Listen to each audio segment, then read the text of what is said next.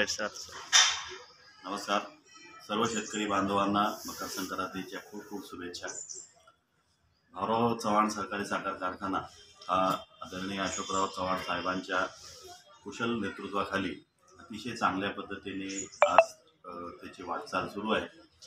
यावर्षी आमचं गाळप करण्याची जी क्षमता आहे त्याच्यापेक्षा थोडं जास्त आम्ही गाळप करतो आहोत. म्हणजे रोजचं दोन्ही कारखाने मिळून भाऊराव चव्हाण कारखाना येळेगाव आणि युनिट 2 डोंगरगाव दोन्ही मिळून रोज आम्ही 6,000 टन क्रशिंग हे रोज आम्ही करत आहोत. शेतकरी बांधवांमध्ये थोडी कुजबूज ऐकायला मिळाली की आमचा ऊस जाईल की नाही.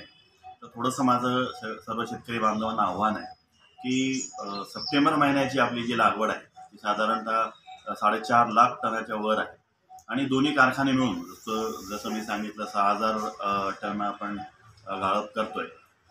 तर 1,80,000 टन रोजचं गाळप आपण महिन्याचं करू शकतो.